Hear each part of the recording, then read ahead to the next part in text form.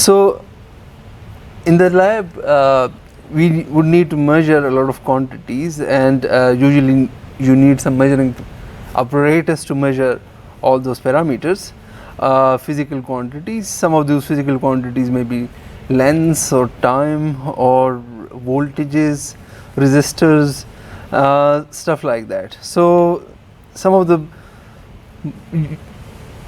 the devices you would need are shown here in the lab. So for lengths, you can measure your simple ruler or meter rod, or you can use something like a Vernier caliper or something like micrometer screw gauge. For voltage measurements and current measurement or resistance measurement, you may need to use a multimeter. So there are different apparatuses you would need to measure different quantities. There are other apparatuses which are not shown here, like weighing balances and stopwatches, and some other measuring instruments you might encounter in the lab. So this is a bit of an introduction to how do you do measurement with some of these measurement equipment. So let's say if I want to measure a length or a spatial extension of something, let's say like an object as shown here. So the first thing you need to know is how big the object is, and then you choose the instrument which you need to do the measurement. So for example, you have a choice of 3 different instruments, each of which can measure lengths, and then the choice is made depending on how big the object is which you want to measure, or what is the length of that object, and the second thing is how high the accuracy you want with which you want to measure. So there are different things so looking at the same object, you can have different lengths, like the length of this side, or the width of this side, or the width of this side. So you can have different, or the internal diameter of this hole. So these are the different dimensions you can you may need to measure. So each instrument, they have their own range, for example. So a micrometer screw gauge, it has a range of 25 millimeter. This Vernier caliper has a maximum range of 15 centimeter, and this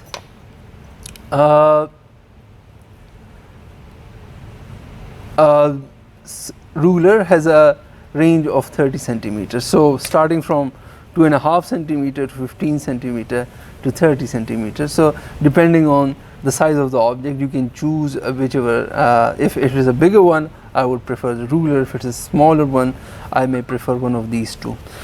Now another consideration, important consideration, is the how accurately you need to measure, or something which is called the resolution of each measuring device. So in the case of a ruler, each unit corresponds, the smallest units correspond here to 1 millimeter. So 1 millimeter would be the least count of this device. But the Vernier caliper can measure more accurately the lengths. So the least count can be either 0.1 millimeter or 0.5 millimeters. In this case, this Vernier caliper has 0.05 millimeter least count. For a micrometer screw gauge, the least count is even smaller, and it is a 10 micron or 0.01 millimeters. So depending on the resolution, you can have different, you can choose different measuring instruments. Now let's come to, let's say if I want to find how the thickness of this object. So I can use a simple ruler to do that, and that's pretty easy. You might already know how to do it. Let me show you how to work with Vernier caliper using the same measurement. So a Vernier caliper has usually 2 scales. One is this fixed main scale, which is the same as what you see on the meter rod, but there is another one which is a sliding scale or a Vernier scale. So you can unscrew this and slide this moving scale on top of the main scale. No, to measure something, first what you do is you check the zero of this vernier caliper.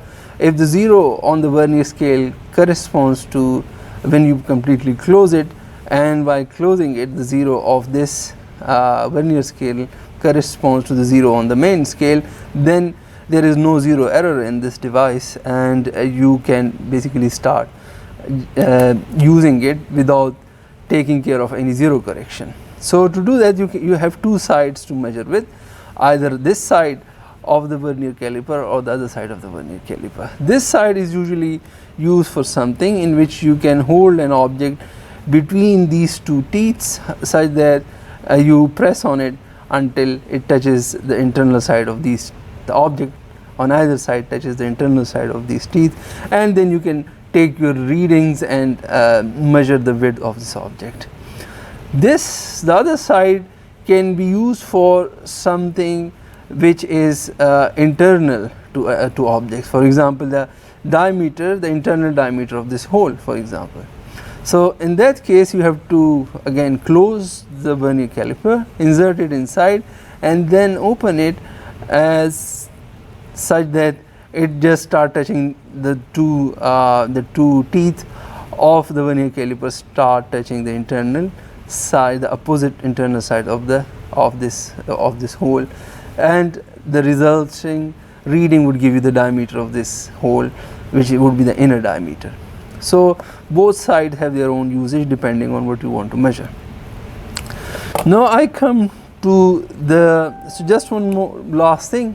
In some vernier calipers, there is the vernier scales have 0, 1, 2 up to 10 written, inscribed on it, and in this case you have an extra marker as well, which means the least the smallest measurement it can do is 0.05 millimeter here. If there is no internal unit over here, the resolution would be 0.1 millimeter, but in this case it's 0.05 millimeter. Now let's come to a micrometer screw gauge. So it consists of a rotating scale, and you have two steel bars which can be closed on upon each other, and as you increase the distance between them, you are moving along the scale. So you have a rotating scale and a scale which is a linear scale. So as this knob rotate, it moves this whole micrometer gauge, it moves along the linear scale which is shown here. So the first thing what you can do is how accurate your measurement would be. So if you can see, you can start, so if you can completely touch both the side of this inner steel rod, and you can close it by using this knob, not this knob, because this knob can press the two steel rods across each other, and you might be tampering with the device itself, which we don't want. So what we do is this knob is given for that purpose, so that it gently closes the gap between the two rods here. And when it does it, then you should check the zero on this rotating scale with the zero with the horizontal line on the main scale, and if both of them coincide, it means that there is no zero correction needed in this while measuring using this device. Now what's the resolution here? The resolution is, you can easily find out. Let's say if you start from 0 like this way, and then you do a complete rotation, and you come back to 0, you would see that you have 50 units on the circular scale.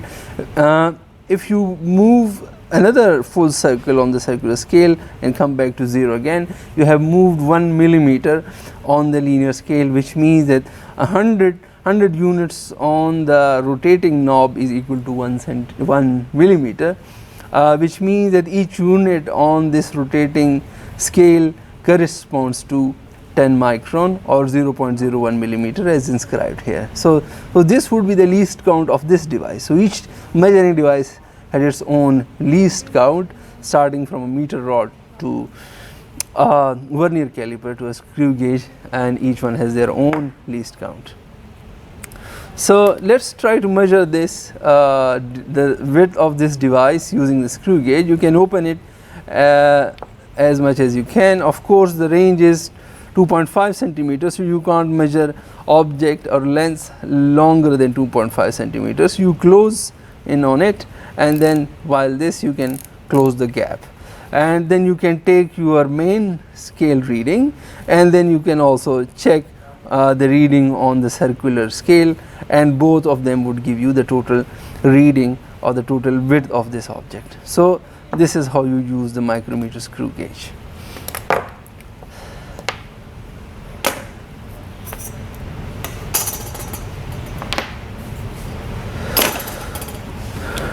Now let's come to another device, which is the multimeter, which you may need to often use in your lab. So multimeters comes in different configurations. Different multimeters have different styles and different capabilities. So in this case, you can use this multimeter to measure voltages, which has direct voltages. So you can check here, you can see here there is a volt with a straight line, a letter V with a straight line and dotted lines below this. So this corresponds to direct volt, and you have different ranges of direct voltages starting from 200 millivolts to 2 volt, 20 volts, 200 volts and 1000 volts. So depending on where your knob sets, you can measure voltages within these ranges of direct voltages. You also have AC voltage capability measurement in this multimeter. So the AC usually comes with this kind of a wiggly line or a wave like line. So you have V with that wave line, and if your knob of the multimeter is set on one of those values, it would measure alternating voltages starting from 2 volts to 20 volts to 200 volts to 750 volts. These are all the voltage ranges available in this multimeter. Then you have other settings, like you can measure currents, direct currents up from starting from a range of 20 milliamps to 200 milliamps to 20 amps. So that's a range of currents you can choose using your, the knob of the multimeter. And you can not only do the direct current, you can also have the ability to have a alternating currents here. So to measure anything, so let's start with the measurement of an unknown resistors. So you also have a scale which is used for the measurement of resistors. So omega, the sign is usually used to denote the unit of resistors, which is ohm. So starting from its range of 200 ohm to 2 kilo ohm, 20 kilo ohm up to 200 milli ohm. So there's a very large range of resistors which you can measure using this device. So how to use a multimeter? You have usually different settings indicated by these white lines here. Let's say I want to measure resistance. So I have a common line, COM usually written. So this would be my common line, common connection. And then I need to look for which other connection I need to connect apart from the common, and that would be, because I need to measure the volt, the resistor, I need to look for ohm on this sign, which is here for, with this hole here. So normally a multimeter comes with their own cables like that, which have on this side plugs into the voltmeter or the multimeter, and these two sides are used to connect with whatever you want to measure. So as I said earlier, because since I want to measure the ohm or resistors, first I would connect my common to the COM terminal, and the red one with the ohm terminal, which is the resistance terminal. So I can then use these two pointed end of this of these connectors to measure. So let's try to pick a resistor and see what's the resistance of that. So I have a resistance. Usually they have a color code which you can use to find the resistance of the resistance value of the resistance as well. So let me measure it. So what you can see is that it gives you roughly 0 kilo ohm value, which means that you might need to reduce your range. So let's reduce the range and try to take the measurement again. It gives a value but still very small, 0.06 kilo ohm. Let's decrease the range further. It seems that the value of the resistance is very small, still a very small range, until I go to the lowest range I have available, that is 200 ohm of range, and now it gives me a value of 67 ohm. So you have to choose the range of the resistors depending on the resistance you want to measure. If you have a smaller resistor, you have to go to a lower range. If you have a higher resistor, you have to move to a higher range. So let me take another resistor with a larger value of resistance. I don't know what the value is, but it's larger than the previous one which I had. So if I connect it, it's giving me 1, which means that it is out of the range. The value is out of the range. Let's increase it. I connect it again. Still the value is out of the range of 2 kilo ohm. So it means that this resistance is definitely larger than 2 kilo ohm.